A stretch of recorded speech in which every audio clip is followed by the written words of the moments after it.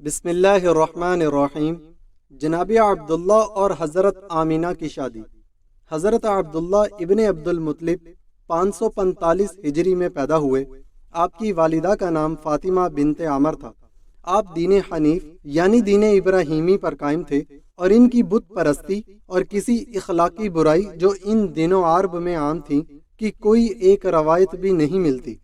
حضرت عبد المطلب نے منت مانی تھی کہ اگر ان کے 10 بیٹے پیدا ہوئے اور سب کے سب نوجوانی کی عمر کو پہنچ گئے تو وہ اپنا ایک بیٹا اللہ کی راہ میں قربان کر دیں گے۔ اس واقعہ کی تفصیل بھی پچھلی اقساط میں گزر چکی ہے، لہٰذا اس سے آگے کے واقعات کی طرف چلتے ہیں۔ حضرت عبداللہ جب قربانی سے بچ نکلے تو حضرت عبد المطلب نے ان کی شادی کا سوچا۔ حضرت عبداللہ اپنے والد اور دادا کی طرح نہایت حسین و جمیل اور وجیح انسان تھے۔ مکہ کی کئی شریف زادیاں ان سے شادی کی خواہش مند تھیں، مگر پیارے نبی حضرت محمد صلی اللہ علیہ وسلم کی والدہ محترمہ بننے کی سعادت حضرت آمینہ بنت وہب کی قسمت میں لکھی تھی۔ ان شریف زادیوں کی اس خواہش کے پیچھے صرف حضرت عبداللہ کی ظاہری شخصیت ہی وجہ نہ تھی، بلکہ اس کی اصل وجہ وہ نور نبوت تھا جو ان کی پیشانی میں چاند کی طرح چمک رہا تھا۔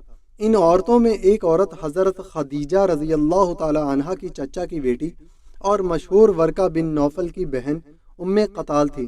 ان کے بھائی ورقہ بن نوفل انجیل و سابقہ صحائف آسمانی کے علوم کے ماہر تھے، اور ان کی وجہ سے ام قتال جانتی تھی کہ حضرت عبداللہ کی پیشانی میں چمکنے والا نور نور نبوت ہے، اور اسی لیے ان کی خواہش تھی کہ یہ نور ان کے بطن سے جنم لے۔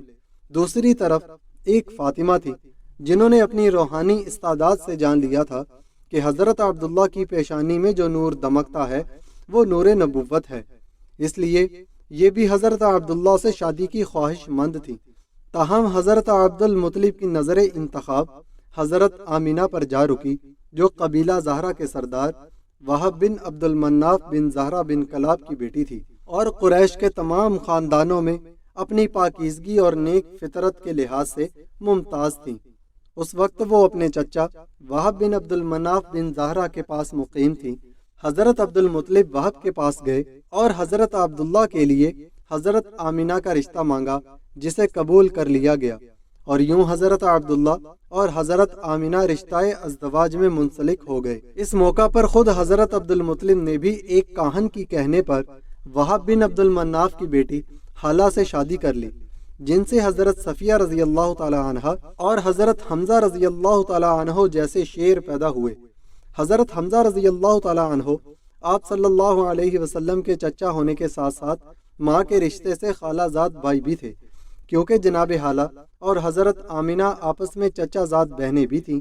دوسری طرف جب اس شادی کا علم ام قتال اور فاطمہ کو ہوا تو وہ بے حد رنجیدہ ہوئیں اور اس سعادت کو حاصل کرنے میں ناکامی پر رو پڑی۔